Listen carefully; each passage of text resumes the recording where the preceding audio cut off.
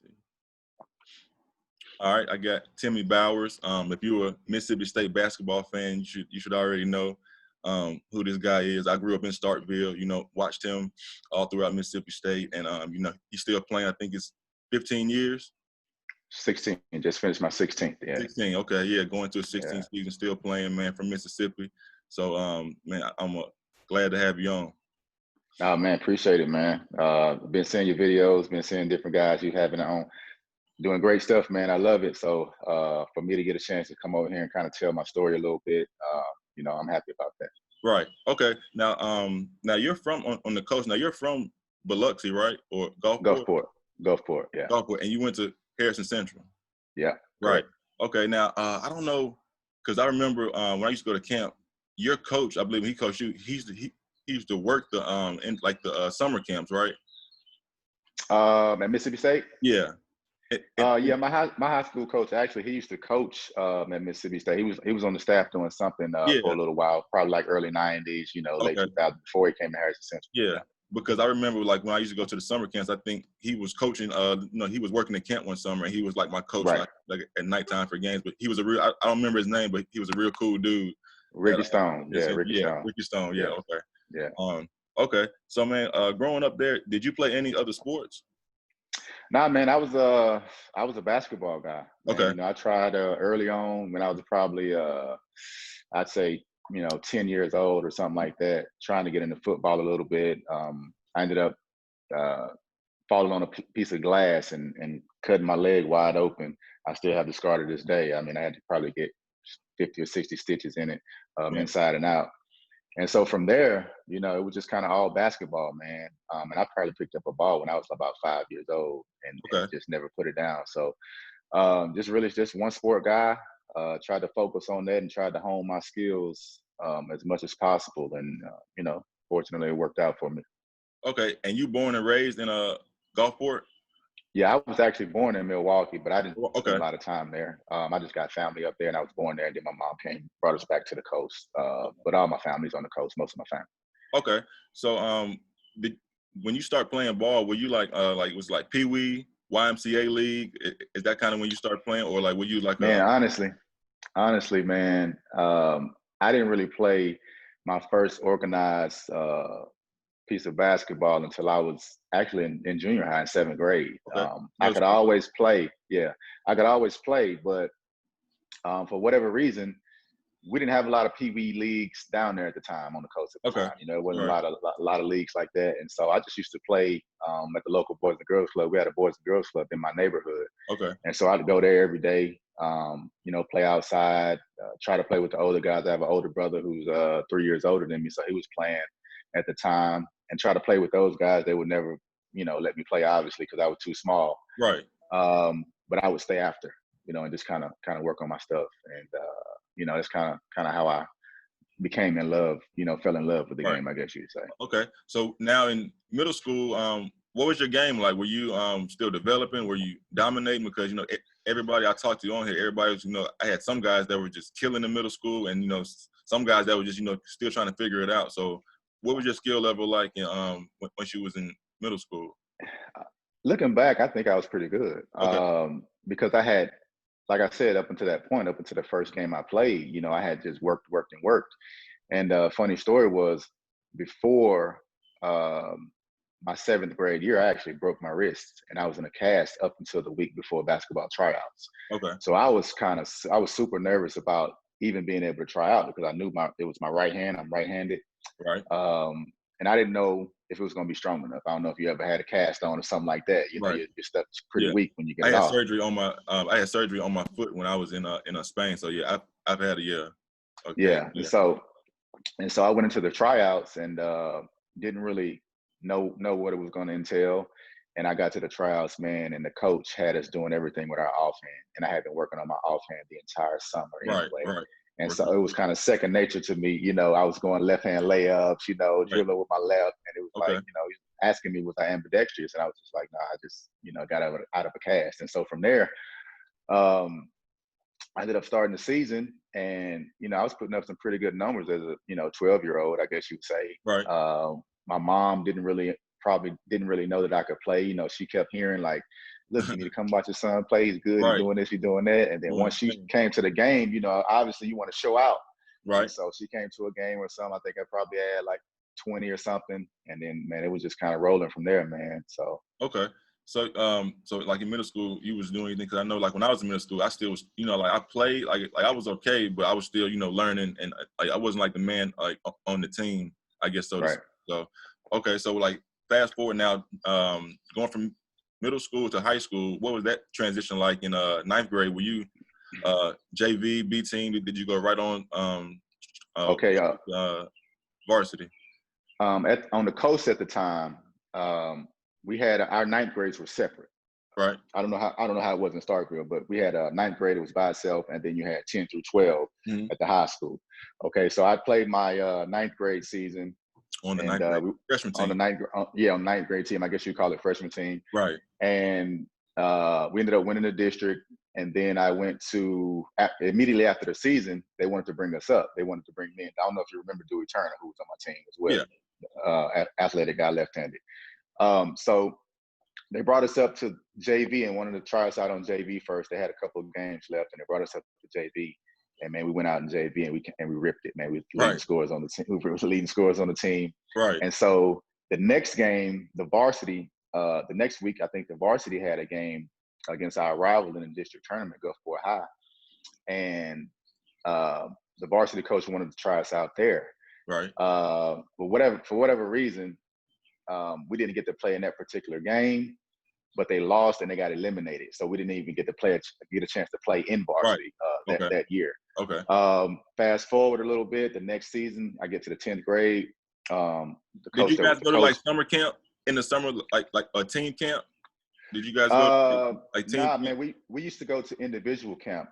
Me and Dewey Turner, we used to go to Southern Miss's individual camp. Okay. Yeah, and we used to go up there, and you know Coach Norwood? Yep. Yeah, man, we used to go up there, and I'm telling you, man, that's kind of like how I first got on the scene a little bit. Was I think my 8th grade and 9th grade year going up there, and just ripping it, winning the championships up there, winning the MVPs at those individual camps. Right. And it kind of, you know, made me transition into my sophomore year of high school. Right. And so, like I said, once I got to my sophomore year, the coach that was the coach, he got fired. And then that's when Coach Stone came. Okay. And so it was kind of like a fresh, clean slate for everybody. We didn't know him. He didn't know us.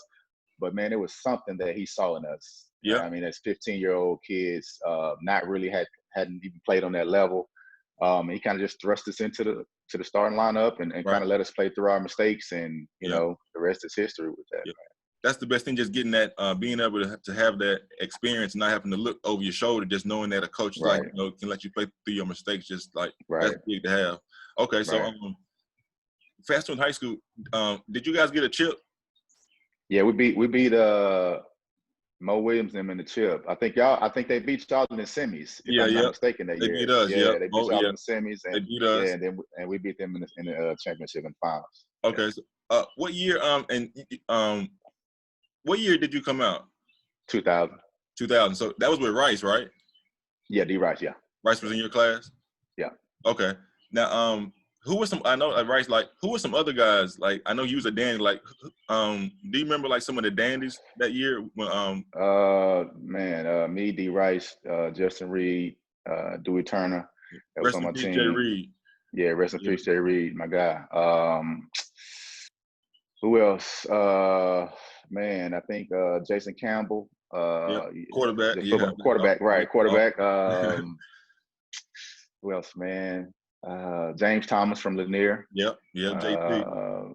Let me think. There's a couple guys, man. I can't really remember. I think that's a tough class right there. I mean, we had some guys. Right there. Yeah. Yeah, we had some guys. That was a nice squad. Okay, so when Mo was Danny. Mo. Mo was like a sophomore. Like Mo was young. Then. Mo was a junior. Yeah, Mo was a junior. Mo a year behind me. Yeah. They beat us. Yeah, they beat us a senior, and then the next year the same thing. They beat us again in the semis, and I think they played either Biloxi, yeah. Biloxi won the chip. It's Shea Chrissy, yeah. We lost to both of them 2 years in a row. We lost to Murray in the semis. In the semis. Wow. Yeah. Okay. So when did when did you start getting recruited? And I would say probably I started a little bit my sophomore year. It wasn't heavy because I really didn't play AAU. yeah, I was gonna ask that Like too. Yeah, big time AAU, I wouldn't say I started playing until going into my junior and senior year. right. My sophomore year, we were kind of playing in the mom and pops tournaments. You know, we'd go to Poplarville, we go to Memphis, we go, Mm-hmm. different places around Mississippi, Louisiana Yep. area.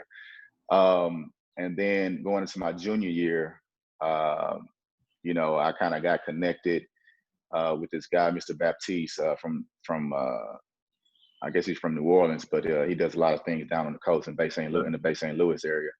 And man, he just started kind of putting us out there. We go to Florida to AAU Nationals. Nashville. Yeah. He he put me on a team with the New Orleans Jazz, Mm-hmm. which New Orleans Jazz at the time was Yep.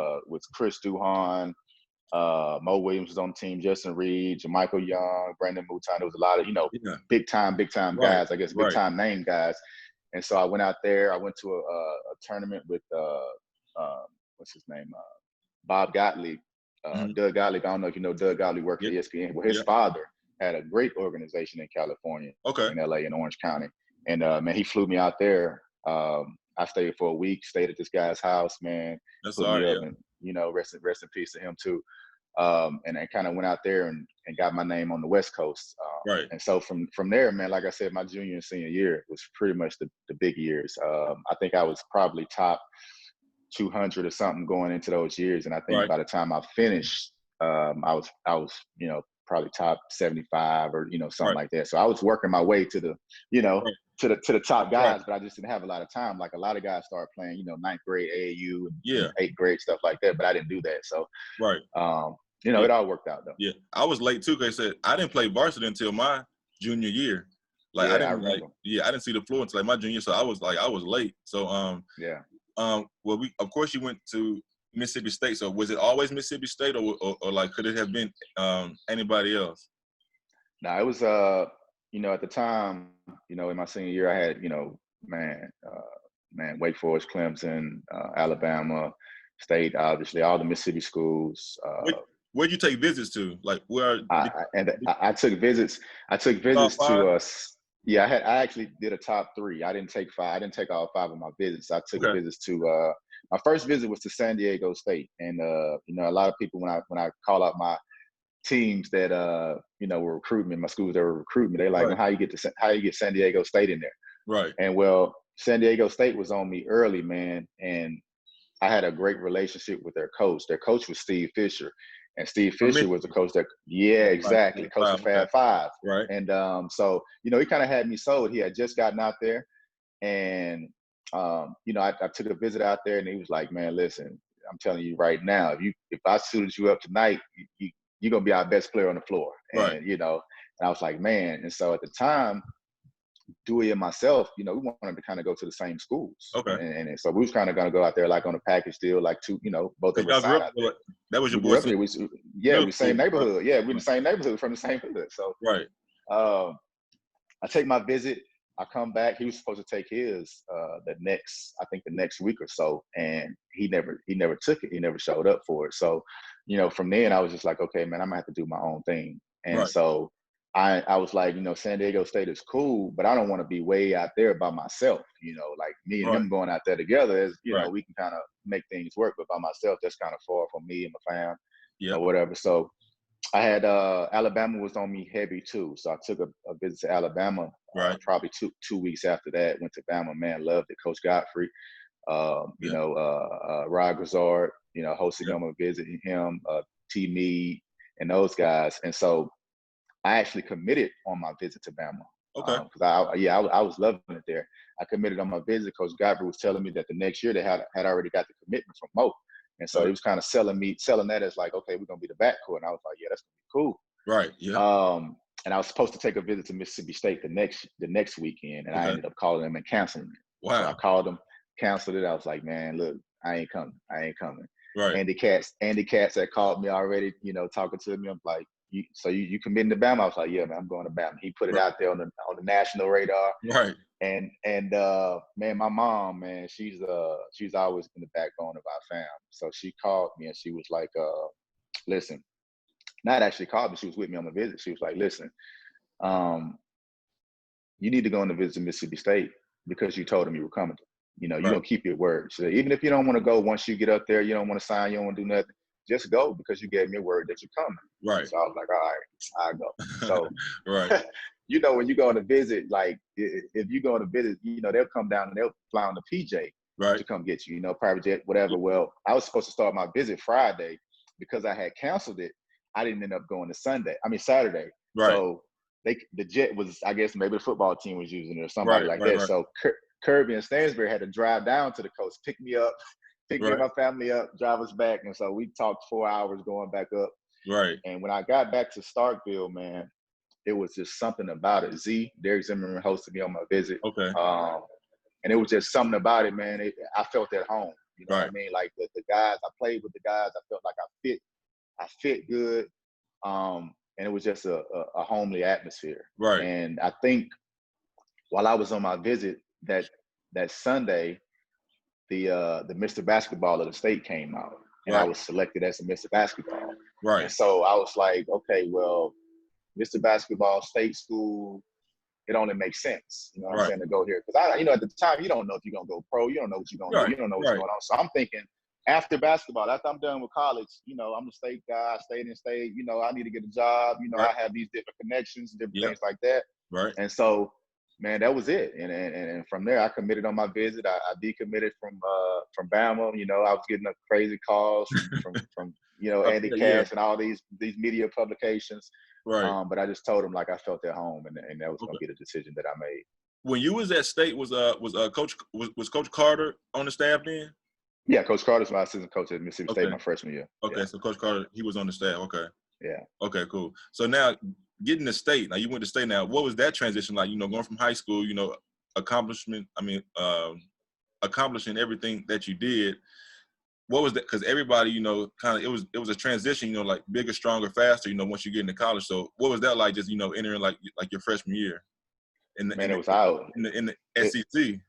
Right. It was eye-opening, man. Especially for, like you said, when you're coming from high school and you got all these kind of different accolades. And I came in as a freshman with Mario Austin, and Mario was obviously McDonald's All-American. Yep. And so it was a wake-up call for both of us. You know, for me, I think the biggest thing was the strength factor. You know, I'm coming from high school where, yeah, I didn't lift a lot of weights. I think I was a $165 coming in or something like that. Skill wise, I thought I had the skills. I thought I had the athleticism, you know, to compete on that level, but it was just a different beast when it came to the strength and guys being able to push me off the screen and guys being able to kind of control me, you know, with their forearms and their hands. You can hand check a little bit back then. Right. And so it was a rude awakening. I didn't even, I think I averaged 7 minutes my freshman year. Right. And so looking back on it, I probably would have redshirted. Yeah. But at the time, you know, you don't think like redshirting was frowned upon. You know what I'm saying? As a player back then, it's like, man, I ain't trying to redshirt. I'm here to play. Exactly. But looking back on it, man, that was a year of development that I could have really used, both in the weight room and on the court, and just learning the college game, learning the pace. But you know, looking at hindsight, I guess, like just knowing like what you know now, like just if you knew like what you knew now, because that was the same thing. Because like the state, it was the same reason. Like with Mississippi State, they wanted me to redshirt, and I was like, man, like I grew up here, and I was like same thing. But like looking back on it, if I would have went to state as a freshman, I wouldn't have touched the floor because I wasn't ready. And I went to JUCO. And I was still, and like that was like a big development. So if I was, you know, learning at that level, there was no way I was ready to play at the SEC. But like looking back on it, like that would have been great to have that year to develop and practice. So I talked to Stansbury after I graduated, and then we sat and talked, man. And it was like, you know, the thing that he regretted was not redshirting me. But he also said that, man, like. Because I was holding my own in practice, but it was just, you know, like I said, the physical aspect of it. Yep. And he was like, man, I could have used you. He's like, I couldn't really redshirt you because you didn't know somebody was going to get injured or something. I could throw you in there and I know you could play. And I was like, yeah, man, at the same time, I wish I would have redshirted too, because, you know, it's a different it's a difference when you coming out. Let's say, you know, after I finish school or I get to my junior year, if I'm considered a red shirt sophomore, but I'm Right. really a junior, you know what I'm saying? They're looking at it like, all right, this kid, I guess it technically looking at it like you're kind of young, but you're really not. But you know, classification wise, Right. you know, you're younger than you seem. You know what Right. I mean? And so I think that would have worked out a little bit differently if I would have red shirted, man. But Right. it is what it is. Who else came in with you? Like it was you, Mario, It's Austin. me and Mario. We was the two freshmen. That was it. Yeah, that was it. Okay. And who was already on the team? Zimmerman. Yeah, Z was a sophomore. They had Markel Patterson Martell. was a junior. Michael Gola was a junior. Tyrus Boswell was there. Robert Jackson was a Robert Jackson was a junior. Right. Quentin Smith was a senior. TJ Billups was a senior. Yeah. Antonio Jackson was a senior.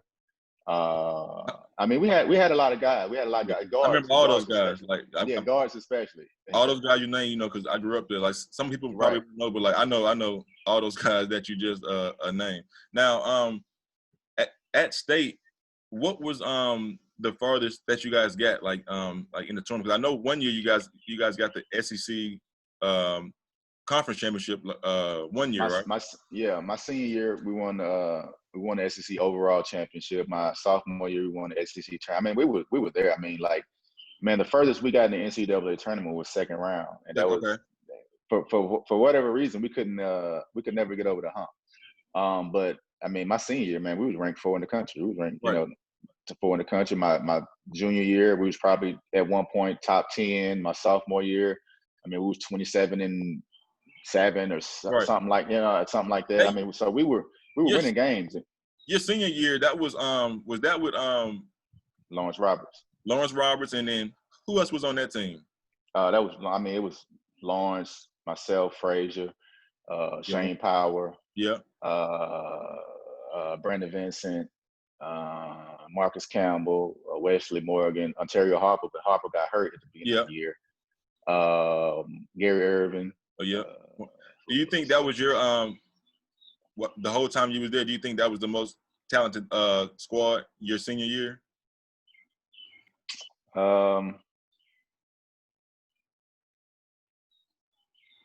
It goes up there. I mean, I think all of our teams were pretty talented. I mean, we had my sophomore and my junior year. I think we were pretty talented too with the guys that were already there. With the addition of us, then you bring in the Frazier and Marcus Campbell. But we also brought in Michael Lignerski, who was a JUCO transfer, that guy from Poland. I mean, he's 6'9", 6'9", could play. Yeah, right. You know what I mean? Could shoot it, was athletic. So I mean that team was pretty talented too. My senior year, we were pretty good. I think the biggest thing that we had my senior year, we were cohesive. I mean, we had a chemistry that was because you played with Lawrence for 2 years, right? 1 year. Yeah, that was his first year. That was his first year. And then he came back the next year. He was a junior. Yeah. Okay. Yeah, that was a nice squad. Yeah, it was good. Yeah. Who were some guys that we may know during your time at state, either SEC or non-conference, that you you know, played against while you was at state? What some tough guys that you had to guard? Oh wow. Man.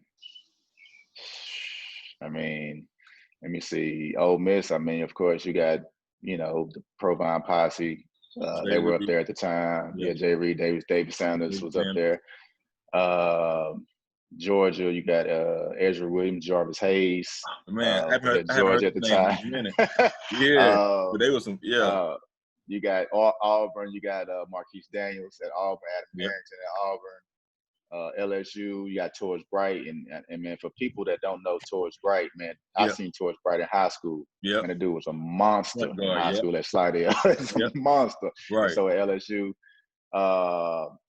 man, I'm gonna go all the way around the conference. Go ahead. Florida, you got you know, Robeson, you got Matt Walsh, you got Orion Green was at Florida at the time. James White was at Florida a little bit when before he transferred to Natty.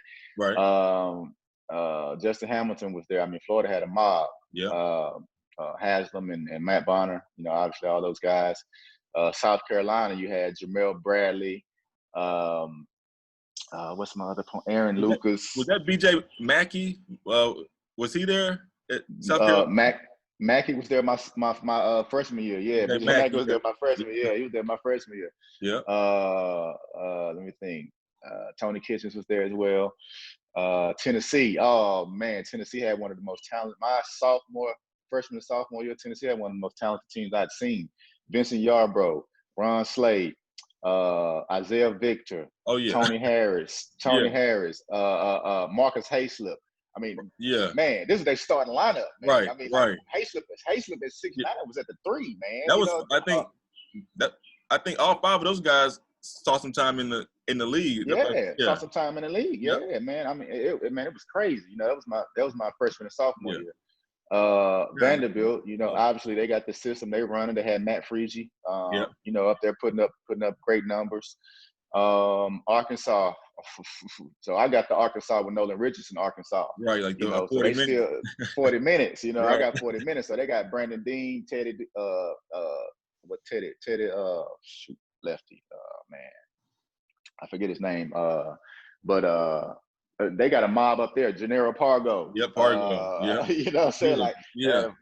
they had a Man. mob up there. Joe Johnson. Joe Right. Johnson, my freshman year. Oh Yep. my goodness. Right. Oh my goodness. That boy Right. there, man, was Right. serious. I mean, Yeah. he 30 us both times we Right. played them. Like I mean, every night, easy 30. like everybody just saying, like every night you got to be on your pick. Like you got to be Man, on your toes. every single Right. Kentucky. I mean, Keith Bogans, Tayshaun Prince, Right. Saul Smith. I mean, the list goes on and on and on, man. We talk Yeah. about the SEC.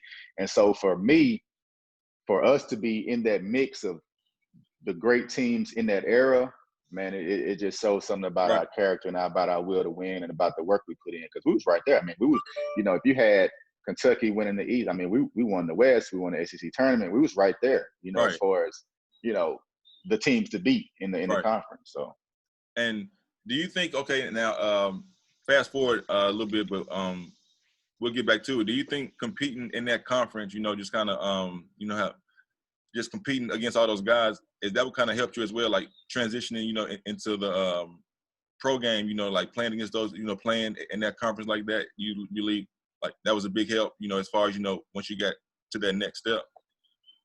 yeah, I think so. Because when you see guys and you kind of, you know, as players, you kind of always, you know, compare and contrast yourself Right. against, you know, the other guys, your peers, I guess you say. Right. And so when I'm playing against guys in college, you know, I'm looking at guys who are a little bit older than me and just seeing how I held my own. You know what I'm Right. saying? If I could hold my own against these guys. And then, you know, playing out of conference as well. I mean, we played, you know, Oklahoma with Hollis Price and Quantas White and, Right. you know, that Oklahoma team and Ebby Area, Xavier of Ohio, you know, with David Nato? West and, yeah, Sato and Chalmers and, you know, Yeah. all these guys, you know what Yeah. I'm saying? And then I went to USA team trials Okay. in Colorado that year. And so when I went to that, that was going into my senior year. And I'm telling you, that changed my entire mindset. I always was a super hard worker and I Right. was, you know, Who was motivated out to, there? you know. Man, I Right. got a picture. I got a picture at my mom's house. Right. Man, listen, Ben Gordon, Emeka Okafor, uh, Josh Childress, Duhan, Darren Williams, All pros, right? D Brown. I mean, listen. Yeah. When I tell you, That's pretty if dope. I showed you this, if I showed Right. you this picture, dude, it's like Yeah. crazy. You'd be like, God, Right. everybody's on here. You know what I mean? I bet So that was a pretty when cool experience. Just it was a going through that.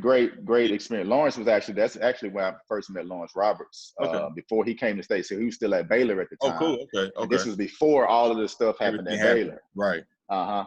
And so I met him up there. You know, he was cool. And so when he talked about transferring and stuff like that, we kind of had a little bit of a relationship already. Right. And so, Okay. and he also had ties to Mississippi too. I don't know if you know his grandfather and stuff, like they were from the coast. Okay. So Robin Robbins is his aunt.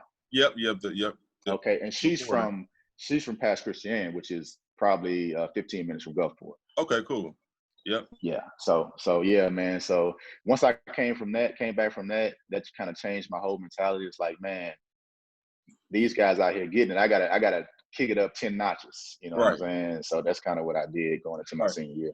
Now we know, like, so you got 15 years in, 16, I'm sorry, of being a Mm-hmm. pro. So what was that transition like, leaving state, you ready to become pro? Did you go to any, did you have like pre-draft workouts, camps? And so what was that transition like, into your first year becoming a pro? Yeah, I went to all the camps. I went to Portsmouth. I had a great Portsmouth camp. I went to Right. Chicago pre-draft camp. I had a great Chicago pre-draft. I actually think, when they did the athletic testing, I think I was like 3 in the whole camp, number 3 in Right. the whole camp at testing. I think my vertical still is on the thing as far as like top, Right. top verts. Right. Okay. And then I did, did my workouts, did my individual stuff.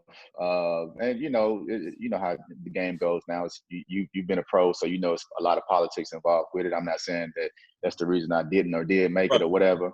But I learned early that it's more than basketball. It's not just Right. about going out there and doing your work on the court. Yeah. What year was But that? no, this was 2004. That was so So cool. 2004, and we had a great draft. I mean, it was, I can't even. I mean, Dwight Howard was the number 1 pick, but it was, Okay, yeah. I man, know that high was the schoolers. High schoolers were still coming out at that Yeah. time. I think was that the year Monte came out too in 04? Monte came out, I think, in 05, if I'm not Okay. mistaken. I think 05, yeah. Okay. Which was probably the last year that they can come out, which Yeah. was with Monte Okay. and Lou Williams and all those guys. But my year, I mean, we had Dwight Howard, Josh Howard, J.R. Smith.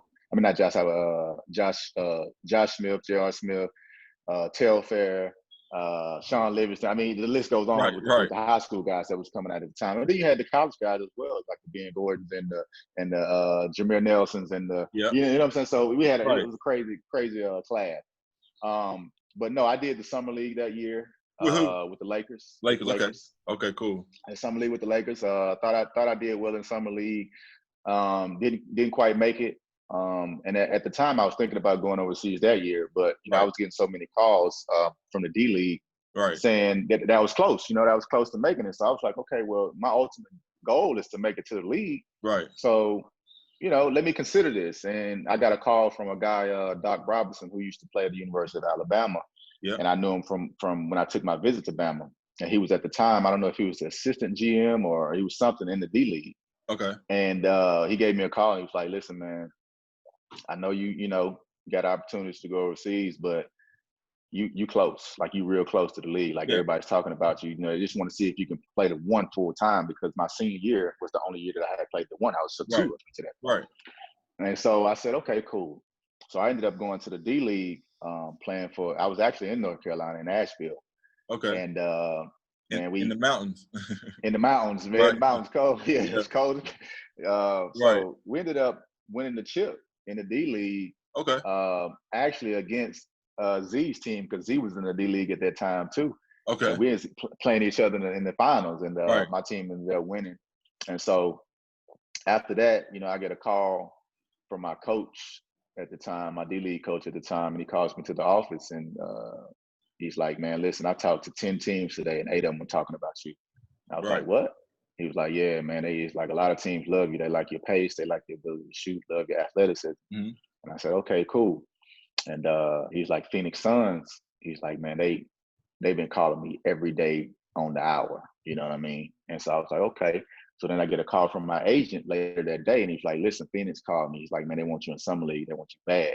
Uh-huh. I was like, all right, cool. Right. So I ended up going to I ended up first coming home and playing in the WBA. I don't know if you know WBA. It was like I remember that. You remember that? Right, yeah. They was playing in that. And so we had a team on the coast. Yeah. So I was like, okay, I can go home and kind of stay in shape. Right, stay in shape, yeah.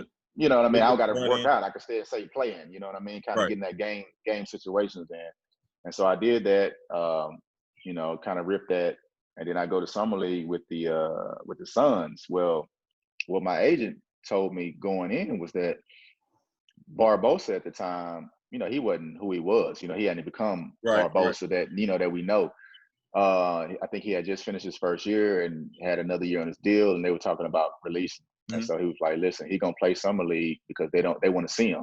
Right. And he said, all you got to do is go in and, handle your business against him. Right. So my focus was just solely on him. Like yeah. And so, we get to practice, man. And to me, he became a great player, but at the time, like I said, to me, he really wasn't Right. And so I kind of took advantage of that. I mean, we get into practice and they wouldn't even let me guard, and they wouldn't even let us go against each other, really. You know, it was kind Right. of like, you know, Yeah. so because I guess they didn't want somebody to Show them up. show them up or Right. whatever you want to say. And so we get to summer league, and I'm like, all right, cool. I know I'm gonna play behind him because he's the guy on summer league. I don't know if Right. you ever played summer league, but the Did he guys that get get drafted? drafted are yeah, he got drafted the Yeah. Suns first Okay. round the Okay. year So that's before. why. You know what That's I'm saying? why. Okay. So Yeah. the guys that get drafted are the guys that's on the team. They're gonna play. You know Right. what I mean? Exactly. Man, we get to summer league, and summer league is, I guess, 48 minutes. Man, we get to Vegas. Man, that dude playing like 43 minutes a game. Right.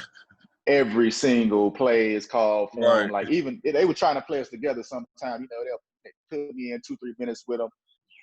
Oh, yeah, you need to get it to him. Get it to him. I'm like, oh man, this is what Yeah. this is. And So so you that already summer league, you already saw what time it was. yeah, that Yeah. summer league really wasn't what I was looking for in it. Right. And so after that, shortly after that, was summer league in July. Katrina hit in August. Right. Yep. And I was a so senior in college. yeah, I was like, man, I gotta go. Because Yeah. my mom's house and stuff, you know what I'm saying? It got messed up on the coast. Okay. And actually, man, I was in Starkville working out after I came back from summer league, and I ended up staying up there, man, staying with Coach Kirby for a little while because everything Okay. was messed up on the coast. Yeah. And so probably a week later, man, I ended up signing, and I ended up going to Israel my first year. That was your first year in And my Europe. first year was my first year overseas. Yeah, Okay. was in Israel. Now, have you been once you went to Israel? Has it always been like Europe, like since then, or like did you ever come back to do like to the G League or D League or anything, or it was just straight Europe after that? Man, after that, it was straight Europe, and Right. I had an opportunity to come back after my first year because my first year in Israel, I ended up winning MVP Nice. league. Okay. But during that season, man, I was having some games. I was having some crazy numbers, and it was one particular game I remember. I think I had a triple double with like 37, 10, Right. and 12 or something Right. crazy. Well, at that game, there was a scout from the Washington Wizards at the game. Okay. And so after the game, he comes up to me and he says, man, great game. He says, we looking for a combo guard, and I think I just found him. And so I'm like, who is it? What you know what I'm saying? Right. Right. And he's like you. And I'm like, oh, for real? He was like, yeah. Right. He said, we got I think it was Donnell Taylor at the went to UAB, one of the twins. Yeah. One of the twins, one of them used to play for the Wizards. Well, me and twins played together my first year at Northwest Florida. Oh, really? Yeah, so when I was a freshman, Ronnie and Donnell was sophomores. Okay. I played my first year. Small world. Okay. Yeah, small world. So it was one of them, man. That had the spot up there. It was like, man, I know you can beat them out. Now I knew the twins because we had played UAB, Right. when I was in college. So I knew them, and I knew they both can hoop. And he was like, man, I think you can beat them out. And so I was like, understanding the business of it at that time. I didn't mind competing. I never minded competing, but I want a fair shake. So I told him, I was like, and we actually once I went home, we stayed on contact over the phone. I was like, listen, y'all want me to come up there for summer league, man, see if you can give me some guaranteed money, because I know if you guarantee me money, then y'all serious. You serious. You know what I'm saying? Like you ain't gonna waste, what I'm saying, money on this. This is an investment now. Right. I paid this guy something. I gotta see what he can do. Right. Rather than just bringing me in as a body. I don't want to be a body. I can't risk being a body no more. I'm overseas. I'm playing well. I'm doing. I'm about to probably get a good contract. And that overseas money compared to the G League money at the time was totally different. Man, totally. Especially at the time I played in the Right. league. Right. You know what I'm saying? Right. Like, that wasn't nothing. You was doing it for the love. You was trying to really get the call up. So, he came back, man. He said they couldn't guarantee me no money, and so I said, okay, well, I'm gonna pass on it. You know. And so I ended up signing a 3-year deal in Jerusalem. Well, Israel, okay. When I signed everybody I talked to that played in Israel like love it. Like I've never heard anything bad about Israel. Bro, like that's for Americans. I'd say if you're a young American or if you're a guard, because it's always been kind of guard oriented league, man, get to Israel. And there's no culture shock. You know what I'm saying? There's no language barrier. Let's say second language, English, their second language, like the food, like it's sunny, the weather. I mean, everything about it is it's A1, man. Right. And so I ended up signing in Jerusalem. Well, the guy that went to summer league was Roger Mason Jr. Okay. Well, Roger Mason Jr. played in Israel that same year, that first year that I played Right. in And Israel. right. He was on Mario Austin's team in Jerusalem. So I signed in the next year. I signed in Jerusalem, but he was already on that team. Okay. Man, and that's, you know, no disrespect, but when we played them every time, which is why they signed me the next year. Right. I used to wear his Right. ass out. Right. You know what I'm saying? And like I Right. said, I ain't, you know, but Hey, he it ended is up what it is. he ended up signing with the Wizards Mm-hmm. and ended up sticking in the league for the rest of the he ended up taking that summer league, Right. signing, and went on to play with the Spurs. You Yeah. know what I'm saying? When the shit with the Spurs, all of that, and Right. so that's how that story went. You know, it's just Right. kind of it's crazy, but Everything. you know, things happen. So you and Mario end up playing together. Playing together. Nice. Playing together. What was that like? Playing together. Man, crazy. Yeah. It was crazy. It was surreal because, you know, like, especially being me, overseas, having somebody that you already know is like, yeah. That never ever really happens right. overseas. And so for us, I mean, me and Mario and Z and all those guys, we like this to this day. Right. You know what I'm saying? These are my guys to this day. I talk to these guys every day. Right. And so once we got on the same team, it was like, man, is this really happening? Right. Like, is this really happening? So we at each other's house every day, you know, we chilling, we kicking it. And then just the chemistry on the court was already there. Something already there, man. Guys, the other guys on the team, like, man, how y'all, you know what? Right. Like, man, I know this dude, like, you know what I'm saying, like the back of my hand. Right. You know, I know what he gonna do. He know what I'm gonna do. Right. And we had some great guys on that team too. I mean, Ed Coder was on that team. Nice. Tamar Slay. Tamar, you know Tamar, he live in Charlotte. He up here. Yeah, T Slay that. Yeah, that's my guy. Program up here. He got that's like, yeah, he got a real good organization. That's my guy. We played actually in Jerusalem together and in Italy together one year too. Okay. But yeah, these guys are on my team, man. So like, it was surreal. It was really surreal playing with Mario. Okay, yeah. now name some other, of course Israel. Now name some other places that you played at in Europe. I played in Israel for 4. Mm-hmm. I played in Italy for 10, and I played in Greece for 1. Okay. So yeah. You have a passport since you've been there so many years? Nah. You talking about like Italian passport? Yeah. Nah. Italy don't really do the passports like a lot of other countries because, you know, they think they top of the line over there. So you get a passport in Italy, you got to marry, or something like that. Yeah, yeah. But I know a lot of other countries like, Bulgaria and those, Macedonia and different places like that, they give them out. Yeah. Okay. Now, what was your best year and what was your favorite place? Oh man, my best year. Oh wow.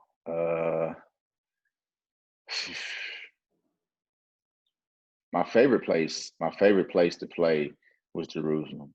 Okay. Because if you know anything about Jerusalem, Jerusalem is like, in Israel, you got Maccabi Tel Aviv, and then you got Jerusalem. Yep. These are the big fish in as far as the teams. But man, the organization of it was first class. Right. And then like the atmosphere was just something that right. I don't think I've seen that atmosphere to this day. And I've been playing 16 years, man. Just the fans was just crazy. The love they give it. And still to this day, because I played there 3 years, I won 2 cups. We lost in the finals to Maccabi at the so I was there when they were a big team, but they hadn't won anything yet. Right. And so me coming there and, helping them win 2 cups and, get to the finals, different things like that, kind of started the trend of them where they are now. Venice, I played in Venice. Venice was a special place too, man. Just the city, being able to, and you don't actually live on the island of Venice, but it's 5 minutes away from the city that you live in. So just the culture of it, and everything about that. It was a first class organization as well. My best season was probably, if it wasn't that first year, it was probably my last year in Jerusalem. Okay. My 3rd year in Jerusalem, and I say that because for me it was a contract year. because Okay. I had been in I signed a 3-year deal in Jerusalem, and I had been there, and I had teams wanting to get me out, but they wasn't gonna let me out the deal. You know what Right. I mean? Right.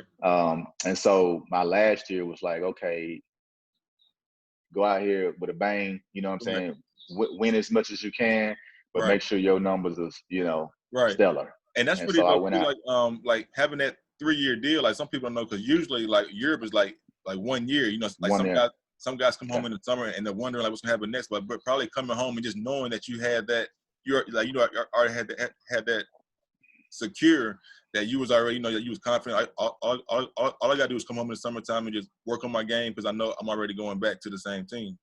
That's right. That was big for me, especially because, like I said at the time, Katrina still. It took years to recover from Katrina on the coast. We got hit bad. So that was the main thing I was doing. I was trying to get some security. And I was like, man, let me they offering this 3-year deal, man, let me take it. Right. And Right. and I'm sure I missed out on a lot of bread. Right. But I Right. wasn't concerned about it because I was young, man. I was 24. I had signed a 3-year deal. I'll be done at 27, and after that, I Right. can go, And you do what I still need to do. and you still in your prime at a 20. Yeah, I'm still in Yeah. my prime, Right. right? Yeah, I'm still in Okay. my prime. So And actually after that, I was thinking about trying to do the league again because I was like, okay, 27, man. I'm a vet now. right. I'm still in my prime. I know my game. Mm-hmm. I know what I bring to the table, but I just didn't try it. I was like, whatever. I'm staying here. Right. Who were some guys? Because like if people want to know basketball, Maccabi is one of like the top teams. I guess in Europe. Who were some of the Americans on those Maccabi teams when you were in Israel? The at the time, the best player, he was the best player in Europe, and he ended up coming back to the league, Anthony Parker. Okay, Anthony Parker. Anthony Parker. Yeah, Candace Parker brother. Okay. At the time, he was before he came back to the league, man. He was considered the best player in Europe, Right. For good reason. For good reason. That dude Okay. can hoop. Like Yeah, that dude can hoop. Yeah, he can hoop. He can hoop. He was he understood the game. He didn't force anything. I mean, he was 6'6". He was athletic, could shoot it. Just understood how to play. I mean, he was getting MVPs of EuroLeague. I mean, averaging 11 points. You know what I'm saying? But it just they were they winning. had a great They were winning EuroLeague. You know what I'm saying? Yeah. They had a great team. Sasha Yazikevicius. I don't know if you know Yazikevicius. Yep. That came back to the league and played a little bit. Who's actually, he just got the job in Barcelona, the head coaching job at Barcelona. Maceo Baston went to University of Michigan. Big guy.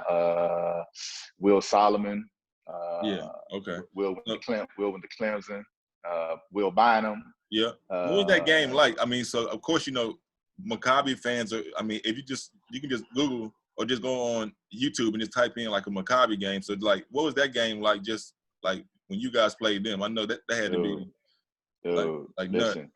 The first year I played in Jerusalem, like I said, we lost to them in the finals. Right. In the finals on the buzzer beater. Right. Oh, when damn. I tell you, dude, like game second. 7, like it was like, because at this time it was just a Final Four. Okay. So because Maccabi had dominated the league for 60 years, they want to give everybody a chance to win. So they put it in a Final Four format. Anybody can beat anybody in one game. Right. You know what I mean? But if you put it in the series, Maccabi's gonna win every time. Right. You know what I'm saying? But they were still winning every time with the Final Four. Right. And so that's still pretty cool though. Like one game you win it all though. So yeah, I one like game that. You win it all. Right. Yeah, and they don't do that now, but at that time they did. So man, we get to the finals, and man, we controlling the game. We up 10-11 the entire game. For whatever reason, third quarter, my coach, he take me out the game, and I don't play the rest of the game. But anyways, we ain't gonna worry about that because I'm caring about it. But if we win, man, we win. Like I ain't tripping on it. You know what I'm saying? So, man, we go down. We up 1. Play great defense. Great defense. They shoot it. Ball hit the rim. It bounced on the floor. Now all we gotta do is get the ball. Boom. They gotta foul us. The ball bounced on the floor. Nobody goes to get it. One of their players picks it up, lays it up, and at the last minute, one of our guys grab him, so he lays it up and gets a hand one. Oh wow! So he made the bucket that put him up 1. He made the free throw. that put them up 2. It was 2 seconds left. You Yeah. know, and you ain't calling timeouts back then, advancing the Right. ball. 2 seconds, you know, we try to throw a long pass, game over. Wow, that's How we nuts. lost. Was it an American or was it a Israel player? That laid it up. Yeah.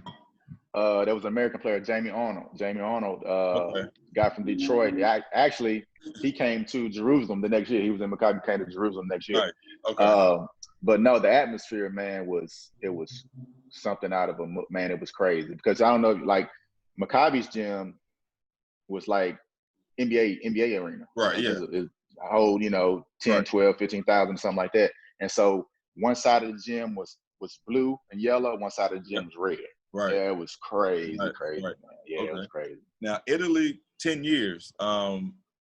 What's that like? Just been like, so of course that's got to feel like home. And I know that you accomplished a lot, since you've been there. Yeah. No, man, Italy's been great.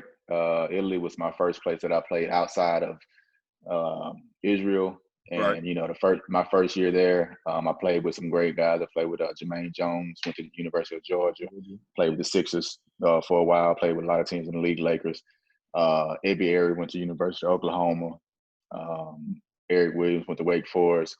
Played in this team called Caserta for 2 years. We were playing Euro Cup, Euro Cup competition. So it was a great year, and that's what kind of kicked me off in Italy. I never, ever, ever imagined staying for this long. You know Right. what I mean? So I went there 2 years, and I went to Venice for 2 years. I went to Torino. After Torino, I left and went to Greece. Greece, that was shit. That was the worst experience of my playing career. I've heard half the people. I already know. Half the people I talked to that played at Greece didn't leave with all their money. So that's all I'm gonna say. That's it. Yeah, that's it. Yeah, it was the worst. Right. But country wise, I think it's a great country. It's a beautiful place. Sure. Nice people, different things like that. I just think the organization of the league is not good as far as holding the teams accountable for the things that they promise to the players. But I came back to Italy after that, and man, just kind of been there ever since. You got any chips over there, like chips or cups? I didn't win any in Italy, man. We've come close to going to the finals. A couple of teams. We went to, I think it was the Final Four Euro Cup or something like that one year. But nah, man, Italy got some teams. They got teams with big bread. Yeah. And those are the teams that usually. I was in Italy when, I don't know if you're familiar with Siena. Yeah. And Siena was at the helm, when I was there. So it was 6 championships for them, and they was beating teams like Milan, whose budget is probably one of the biggest budgets in Italy. In Europe. Right. Excuse me. Man, they were mopping the floor with Milan because the guys from Siena they stayed on the team for 5 or 6 years. Sato was actually in Siena when I was there too. So okay. Yeah. So yeah, man. Being there 10 years, Italian player or American, who's probably one of the toughest matchup that you had since you've been there? Man, it's quite a few guys. Keith Langford was tough. Langford played in Milan. He's tough. Yeah. He got a knack for scoring. Yeah. Those Siena teams. You had Terrell McIntyre. He was tough. Bo McCaleb was out there in Siena. Yeah. Joe Forte was in Siena for a little while. And I know Joe because Joe played with me in the D League too. Yeah. Who else? Man, it's a lot, man. Italy, at the time, when I first came to Italy, man, it was so tough to get in there because like I said, they felt like their league was top notch. At the time when I came to Italy, it was probably, Spain and Italy was neck and neck as far as the toughest I was toughest in second country division, to play in. Like I was in second division Spain, and second division Spain was still tough and tough too. Yeah.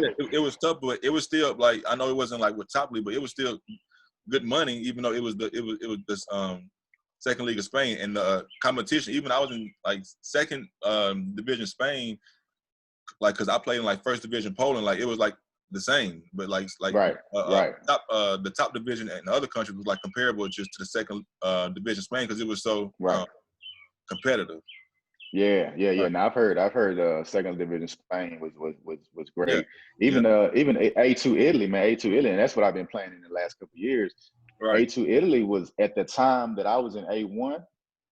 A2 Italy was tough too. I mean, you had Right. 3 Americans on the team. I Right. mean, a lot of guys was going to A2 Italy, man, making great bread. Right. You know what I'm Right. saying? Like Right. great. I mean, I knew guys at that time that was getting 200 in A2 Right. Italy. You know what Right. I'm saying? And so A1, it was moving at the time, and it was Yep. hard to get into. So if you Right. got into it, you had to be to put some work in, or you was coming from the NBA, or something like that. Right. Okay. 16 years in, what you doing to take care of your body? Because obviously you gotta, to be playing, now you gotta be eating, working out. So what's been the key to that? Man, like I told you earlier, man, I've always been like a super hard worker, and I've always taken pride in making sure that I was ready. I always Right. wanted to go overseas, to training camp, ready to play the game, Yeah. and that's kind of been my mentality for these 16 years. Um, and early on in my career, man, I was, I'm not gonna say I was like on a Kobe level, but as far as my workouts, man, I was super, super Right. detailed with my workouts. I was waking up early in the morning, doing my cardio, doing my weights, doing Yeah. my basketball. Come back home, might be eat lunch, then go back and play. Later on in the day, 4 or 5 o'clock in the evening, go do some pickup. And I did that 6 days a week. You Right. know what I mean? And so I probably just started to slack down on that probably the last 3 or 4 years. Obviously, I'm getting older, and the Right. pounding and pounding. So finding different ways to stay in shape, which, riding the bike, swimming, I still do my running, but I don't run as much because I don't want to pound on the knees and Yeah. different Yeah. things like that. But, dieting, I've always kind of been a guy that ate the right things anyway. I wasn't the guy that was, going out and get some Popeye chicken. Now, do I eat Popeye chicken? Hell Right. yeah, I do. Right. Right. Okay. Right. You know what I Yeah. mean? But Yeah. I kind of know what I can do. I know Mix it in. what I can do and when I can do it. And so, for me, all those things factor into the longevity of my career. Yep. And just being lucky too, man. Not really having any serious injuries. Yep. I've been injured. I've had some, shoulder things, some knee Right. things, but by the grace of God, it wasn't anything too serious that would alter my career. And Right. so, that's pretty much been the things that I've been doing, man. And like I Do said, you it's have worked out for me. a set like number in mind when you want to stop, or is it just kind of like you're gonna just wait to see how you feeling? Have you kind of came to that conclusion yet? You know, Since you no, kind of I actually, man, went into this year as it being this past year as it being my last season. right, Um, because and COVID stopped your season, right? Stopped your season, it right? did. It stopped my season. And I don't necessarily have the itch, but I kind of wanted it to end in a certain way. You know Right. what I'm saying? I wanted it to kind of end it on my own merit. Right. Um, and COVID, it stopped us in February, and I was having a great season. Right. I had already kind of had envisioned in my head like the way it was going to end, the kind of Right. things that I Right. was going to do. So I don't know if I'll play next year. I really don't know. Can I? Yeah, of course. I feel great. My body feels great. I know I can still play at a high level. Right. But I got two kids, man, two little girls, 12 and 7. Okay. And so, I've missed a couple of years Mhm. in the last, a couple of things in the last couple of years with Right. them. So just trying to evaluate and weigh all the situation and Right. see what I want to do right now. Okay. Now, what's that on your shirt? I see that your name and you got a Yeah, basketball. this is What's my that? this is my organization, the Okay. Bowers Basketball Group. And Okay. what it is, I started this probably I probably started it as an entity probably about 5 years ago, but I've really been doing it probably the last 10 years. And that's just developing, basketball player development. Right. It's not like an Yep. AAU team or anything like that, Yep. but it's basketball player development. Yep. It And we still start with has you around the game and you still involved with it. Yep. So I know still you. still doing something that I love to do. Yeah, exactly. And I love to do it. I love to do that probably just as much as I love to play. Yep. And so what I'm trying to do is obviously transition into that full time, making this my organization. And just like I said, working out, man, we're going from age 7 to professional. And the biggest reason I started it was to kind of I saw a lot of players going from the high school level to the college level to the professional level, Mhm. that don't have the necessary skills Right. to go to each level. You Right. know what I mean? Because AAU basketball has become so prevalent in Yep. today's culture Yep. that you miss a lot of developmental time. People And get that's bored nothing with the against. basics. Like, can't get bored with the basics. There you go. You Yep. can't. It's nothing against AAU because I always say AAU is a gift and a curse. You know, it's Yep. great because you get to expose these kids and put them in front of coaches and different things like that. But if you're talking about you playing, Learning. 50, 60 games a year, then that's a lot of time to not develop your game Right. and hone your skills for what you need to hone them for. And Right. so now you'll see a lot of players that get by off just athleticism. Yep. Athleticism, they can run fast, they can jump high. Well, to me, the game's always been about skill. You need to develop your skill. You got to be able to dribble, Yep. shoot, pass. I don't Yep. care if you're able to do it at a high level, but these are prerequisites of the game of basketball. Yep. You can't tell me if you're an athlete, man, I could throw you on the football field and let you go play football. Right. But being an athlete doesn't translate into longevity or to every level as far I can put you on the court and say, okay, I need you to go defend, Right. this guy. Right. But are you gonna reach your full potential Right. being an athlete? You know And what I I'm mean? pretty sure, like, and I know, I play with people, and unless you play basketball, you won't understand it. Like, you be like, oh, he can hoop, but he don't play the right way. Like, he can go get 30, but he not doing it the right way. So some people be like, damn, but he's scoring 30, but it's just like, yeah, like, he made that tough shot, but that's not a good shot, So just like teaching them, just how to play the right way. So, but like, unless you in it, like, you wouldn't like understand that. So yeah, I'm no, pretty sure, it's a big what I'm thing. saying. That's a big thing is understanding the game.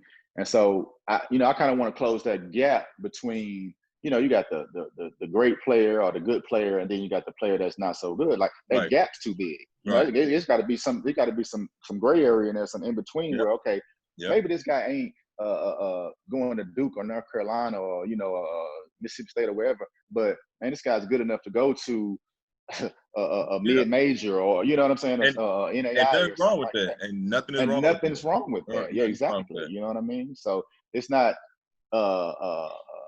hit it or bust. You know what I'm saying? Oh, I got to be this or I can't play. Nah, man, it's different levels you can play at. Right. It's different professional levels that you can play at. You don't have to go and play in EuroLeague, man. You can go make you some money in everywhere. The world of basketball is huge. You know what I mean? So just like you said, use basketball to get that scholarship, and because basketball is only for 4 years. Everybody isn't blessed with the opportunity to go play pro. So use that, man, to develop your skill or whatever you like to do, and use that to get your degree. And now got your education paid for, just by playing ball. So yeah. Right. So man, I appreciate you, this Friday morning coming on, man, just taking time out your schedule, man. I appreciate, like you said, I watched you since I was in Starver, grew up. So I, saw you guys at Mississippi State, and man, I just appreciate you coming on, giving you, telling your story. I appreciate you for having me on, man. Like I said, I remember you back then in Starville coming to the camps, man. I was man, this kid right here got this jumper. He got this jumper, but they ain't letting him get no burn. I don't know who was you on the team with Rod?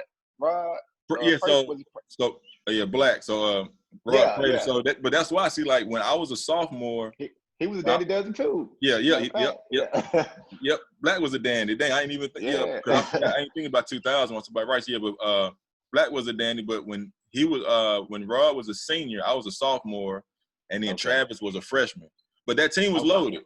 So I couldn't even I really couldn't even trip. So but it was But by the time I got to my junior year, like you said, I didn't play at all. And in that junior year, I had like a really good year and made dandy next year. And then it's like I said, I guess I was kind of like a late bloomer. But that team was stacked though. So, it's just the star was now having Coach Carter there, man. He's been doing this thing and building those guys up. So I'm definitely glad that he's there as well. And him because he coached you as well. Yeah.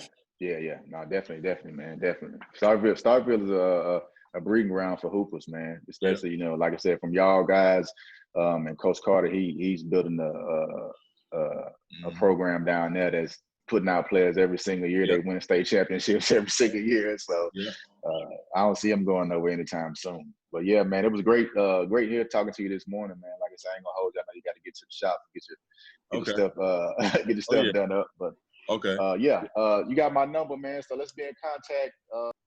Yep. where I I'm got at. you. Yep. I Okay, got I'm you still on locked here. in. Yeah, Okay, yeah, bro. yeah. And so we'll be in contact, man. Okay.